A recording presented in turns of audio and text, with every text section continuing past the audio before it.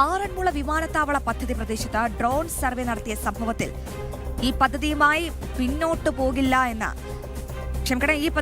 മുന്നോട്ട് പോകില്ലെന്ന് എബ്രഹാം കലമണ്ണിൽ വ്യക്തമാക്കിയിരിക്കുകയാണ്. നാട്ടുകാർക്കും സർക്കാരിനും വിമാനത്താവളം വേണ്ടെന്നും എബ്രഹാം കലമണ്ണിൽ പറഞ്ഞു. ആദ്യം ആ പ്രതികരണത്തിൽ ഇത് നാട്ടുകാർക്കും വേണ്ട, ഗവൺമെന്റിനും വേണ്ടത്. ഞാനെന്താ എയർപോർട്ട് ഉണ്ടാക്കുന്നത്? എന്നെപ്പോലൊരു വ്യക്തിയാണ് എയർപോർട്ട് ഉണ്ടാക്കേണ്ടത്. ഞാൻ ഒരു ആഗ്രഹം പ്രകടിപ്പിക്കുന്നു. ഈ ആഗ്രഹത്തെ മനസ്സിന് താല്പര്യമില്ലെങ്കിൽ ഞാൻ വിട്ടിരിക്കുന്നു. പക്ഷെ ഒരു കാര്യം പറയാം, ദൈവികമുണ്ട് ഇതിനകത്ത്. അതുകൊണ്ടാണ് ഇത് ഇത്രയും 15 കൊല്ലം കഴിഞ്ഞിട്ട് തിരിഞ്ഞ് ഞങ്ങളുടെ ആരംഭം വന്നത്. വിവരങ്ങളുമായി ഗോകുൽ രമേശ് ചേരുന്നുണ്ട്. ഗോകുലെ, എന്താണ് എബ്രഹാം കലമണ്ണിൽ വളരെ പെട്ടെന്നൊരു യൂ ടേൺ എടുക്കാനുള്ള കാരണം?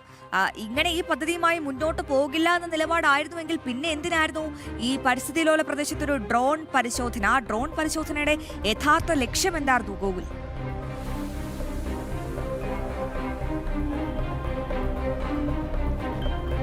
അശ്വതി, പ്രതീക്ഷിക്കാതെ ഒരു വലിയ തിരിച്ചടിയാണ് എബ്രഹാം കലമണ്ണിൽ ഈ ഡ്രോൺ സർവേക്ക് ശേഷം ഉണ്ടായത്. പ്രത്യേകിച്ച് വാർത്തകൾ മാധ്യമങ്ങളിൽ നിറഞ്ഞതും വലിയ പ്രതിഷേധങ്ങളും വിമർശനങ്ങളും സമൂഹത്തിൻ്റെ വിവിധ ഭാഗങ്ങളിൽ നിന്നും ഇതിനെതിരെ ഉയർന്നു വന്നു. ഒപ്പം കോൺഗ്രസ് നേതൃത്വം ആദ്യഘട്ടത്തിൽ ഇയാൾക്ക് വലിയ പിന്തുണയുണ്ടെന്നൊക്കെ കോൺഗ്രസ് നേതൃത്വം പ്രഖ്യാപിച്ചിരുന്നെങ്കിലും കോൺഗ്രസ് നേതൃത്വവും ഈ എബ്രഹാം കലമണ്ണിനെ കൈയൊഴിഞ്ഞൊരു സാഹചര്യത്തിലാണ് ഇത്തരത്തിലൊരു യു ടേൺ അടിക്കാൻ വേണ്ടിയിട്ട് ഈ എബ്രഹാം കലമണ്ണിൽ ഇപ്പോൾ നിർബന്ധിതനായിരിക്കുന്നത്. ആറന്മുള വിമാനത്താവള സർവേ നടപടികളുമായിട്ട് ഇനി മുന്നോട്ട് പോകാനില്ല എന്നുള്ള കാര്യം അദ്ദേഹം വ്യക്തമാക്കി കഴിഞ്ഞിരിക്കുകയാണ്. അതായത് പോയിടത്തോളം മതിയായി, അതിൻ്റെ പ്രതിഫലം തനിക്ക് ലഭിച്ചു എന്നുള്ള രീതിയിലുള്ള പ്രതികരണമാണ് അദ്ദേഹം നടത്തുകയും ചെയ്തിരിക്കുന്നത്. പ്രധാനമായിട്ടും ഇത്തരത്തിൽ സർക്കാരിന് താല്പര്യമില്ല, ജനങ്ങൾക്ക് താല്പര്യമില്ല, പിന്നെ തനിക്ക് മാത്രം എന്തിനാണ് ഇങ്ങനെ ഒരു താല്പര്യം, അതുകൊണ്ട് താൻ ഈ പദ്ധതി പൂർണ്ണമായിട്ടും വിടുകയാണ് എന്നുള്ളതാണ് എബ്രഹാം കലമണ്ണിൽ ഇപ്പോൾ ഔദ്യോഗികമായിട്ട് തന്നെ വ്യക്തമാക്കിയിരിക്കുന്നത്. മാത്രമല്ല, അദ്ദേഹത്തിൻ്റെ വാക്കുകളിൽ കോൺഗ്രസ് നേതൃത്വം അയാളെ കൈവിട്ടതിലുള്ള നിരാശയടക്കം പ്രത്യേകിച്ച് ഉണ്ട് താനും. പ്രത്യേകിച്ച് ആദ്യഘട്ടത്തിലൊക്കെ അയാൾ പറഞ്ഞത് കൃത്യമായിട്ട് കോൺഗ്രസിൻ്റെ ഒരു പിൻബലത്തിൽ തുടർന്നായിരുന്നു, അല്ലെങ്കിൽ ആ ഒരു ആത്മവിശ്വാസത്തിൽ കോൺഗ്രസ് നേതാക്കളും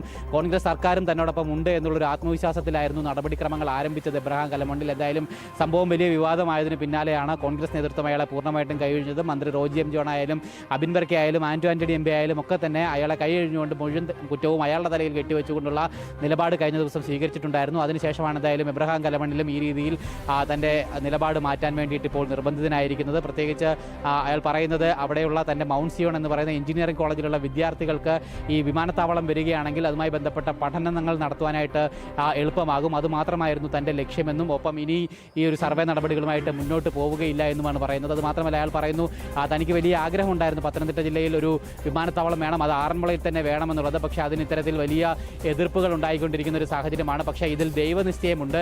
അതുകൊണ്ടാണ് 15 വർഷങ്ങൾക്ക് ശേഷവും വിമാനത്താവള ചർച്ചകൾ വീണ്ടും സജീവമായി വീണ്ടും വന്നതെന്നും അയാൾ ചൂണ്ടിക്കാട്ടുന്നു. അതോടൊപ്പം തന്നെ കുമ്മനം രാജശേഖരനെ വലിയ രീതിയിൽ വിമർശിച്ചുകൊണ്ടും ഇയാൾ ചില പരാമർശങ്ങൾ നടത്തുകയും ചെയ്തിട്ടുണ്ടായത്. അതായത് ഈ കുമ്മനം രാജശേഖരൻ അല്ലെങ്കിൽ കുമ്മനമാണ് കഴിഞ്ഞ ദിവസം ഇതുമായി ബന്ധപ്പെട്ട് ഇയാളുടെ ഒരു ഡ്രോൺ സർവേ നടത്തിയപ്പോൾ അതിശക്തമായിട്ടുള്ള ഒരു പ്രതികരണം നടത്തിക്കൊണ്ടായത്. അതായത് നടപടികളുമായിട്ട് മുന്നോട്ട് പോവുകയാണെങ്കിൽ 2010-14 കാലഘട്ടത്തിൽ ഉണ്ടായതുപോലെ ജനങ്ങളെ കൂട്ടിച്ചേർത്തുകൊണ്ട് വലിയ പ്രക്ഷോഭങ്ങൾ നടത്തി അതിനെ തടയിടുന്നതിന് വേണ്ടിയിട്ടുള്ള എല്ലാ ശ്രമങ്ങളും നടത്തുമെന്ന് കുമ്മനം രാജശേഖരൻ വ്യക്തമാക്കിയിട്ടുണ്ടായിരുന്നു. അതോടുകൂടിയിട്ടാണ് ഈ പദ്ധതിയുമായിട്ട് മുന്നോട്ട് പോകാൻ സാധിക്കുകയില്ല എന്ന് കോൺഗ്രസ് നേതൃത്വത്തിനായാലും ഈ എബ്രഹാം കലമണ്ണിലായാലും വ്യക്തമാവുകയും ചെയ്തിരുന്നു. എന്തായാലും ആ കുമ്മനത്തിനെതിരായിട്ട് വലിയ വിമർശനങ്ങൾ വ്യക്തമാണ്. എന്തായാലും മലക്കം മറിഞ്ഞിരിക്കുകയാണ് എബ്രഹാം കലമണ്ണിൽ. ഒരു പെട്ടെന്നൊരു യൂ ടേൺ ഈ വിഷയത്തിൽ എടുത്തിരിക്കുകയാണ്. എന്തായാലും ഈ ഡ്രോൺ പരിശോധന അല്ലെങ്കിൽ ഈ സർവേ വലിയ തിരിച്ചടിയായതോടെയാണ് തന്റെ തീരുമാനത്തിൽ നിന്നും വളരെ പെട്ടെന്ന് സ്റ്റെപ്പ് ബാക്ക് ചെയ്തിരിക്കുന്നത് എബ്രഹാം.